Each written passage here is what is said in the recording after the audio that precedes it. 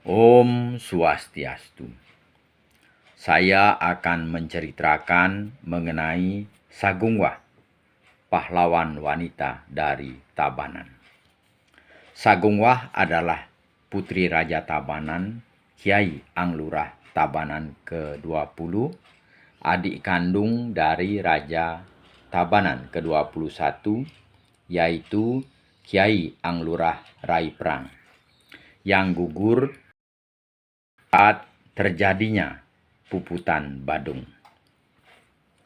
Setelah terjadinya puputan Badung yang terjadi tanggal 20 September 1906, Badung kemudian dapat dikuasai oleh Belanda. Penyerangan Belanda selanjutnya adalah Kerajaan Tabanan, mengingat Kerajaan Tabanan memiliki ikatan erat dengan Kerajaan Badung. Tidak lama berselang, Kerajaan Tabanan pun akhirnya dapat dikuasai dan keluarga raja kemudian diasingkan ke Lombok. Akan tetapi, ada perempuan raja yang bernama Sagungwah kemudian dapat meloloskan diri dan pergi ke Wangayegede untuk meminta bantuan kepada kepala desa Wangayegede, yaitu Pasek Kubayan. Pasek Kubayan setelah mengetahui Kerajaan Tabanan telah dikuasai Belanda menjadi marah dan bersedia untuk ikut membebaskan Tabanan dari kekuasaan Belanda. Di desa Wangayegede pada tanggal 28 November 1906, Sagungwah kemudian membangkitkan semangat rakyat untuk menghadapi Belanda di Puri Tabanan. Sebelum melakukan penyerangan, Sagungwah beserta laskarnya berangkat ke Pura Batukaru untuk melakukan persembahyangan.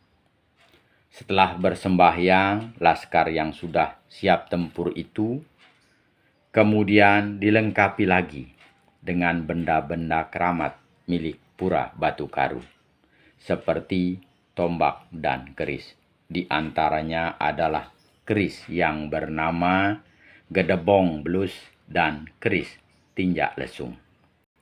Kemudian pada tanggal 5 Desember 1906, dengan semangat berkobar-kobar, Sagungwah memimpin rakyat Jatiluwih, Bongli, Tegayang, Sangketan, Linggah, Rijase, dan Cangkup bergerak menyerang kedudukan Belanda di Tabanan. Selanjutnya, pasukan bergerak ke arah timur melalui desa Sigaran, Jegu, Benane, dan Buruan. Sampai di Wanesari, pasukan diistirahatkan. Kemudian setelah sampai di Tuailang, disiapkan. Sagungwah memimpin pasukan dengan berpakaian serba putih sambil memegang keris pusaka, Gedebong Blus, dan keris Ki Tinjak Lesung, didampingi oleh kepala pasukan Pan Reteh, Pan Tembah, dan Igede Beren. Disusul pasukan terpilih dipimpin oleh Pan Griyo, Pan Kandar atau Mekel Mangku sebanyak 45 orang. Kemudian di belakangnya menyusul laskar rakyat. Rupanya kedatangan laskar dari Wangayegede itu telah diketahui oleh Belanda. Belanda pada saat itu telah siap menghadang serangan laskar Sagungwah di sebelah utara desa Pasekan. Kemudian laskar Sagungwah dengan serdadu Belanda akhirnya bertemu di sebelah utara desa Pasekan, desa Tuailang sekarang. Pertempuran sengit itu pun akhirnya terjadi di Tuailang. Pertempuran pertama Laskar Sagungwah dapat memukul mundur serdadu Belanda. Akan tetapi, keadaan itu tidak berlangsung lama, karena dengan keunggulan persenjataan dan serdadu terlatih, akhirnya Belanda dapat membalikan keadaan.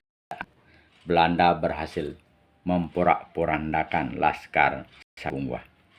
Banyak korban di pihak Sagungwah. Sagungwah kemudian memutuskan untuk mundur kembali ke Wangaya Gede bersama pasukannya yang masih tersisa. Akan tapi, karena pertimbangan daerah Wangaya telah dicurigai oleh Belanda, akhirnya Sagungwah memutuskan untuk pindah ke Puri Kerambitan. Setelah 2 hari berada di Puri Kerambitan, Sagungwah didatangi oleh utusan dari Tabanan. Utusan itu meminta agar Sagungwah bersedia kembali ke Puri Tabanan untuk memimpin kerajaan menjadi ratu. Akan tetapi, ternyata itu hanyalah tipu muslihat Belanda. Karena dalam perjalanan menuju Puri Tabanan, Sagungwah ditangkap di Dauh Pale di depan Puro Manik Sekale Tabanan. Dan kemudian Sagungwah diasingkan ke Lombok. Itulah cerita mengenai Sagungwah, pahlawan wanita dari Tabanan. Semoga ada manfaatnya. Apabila ada penyampaian yang kurang berkenan, mohon dimaafkan. Saya akhiri dengan mengaturkan Parama Santi. Om Santi Santi Santi Om.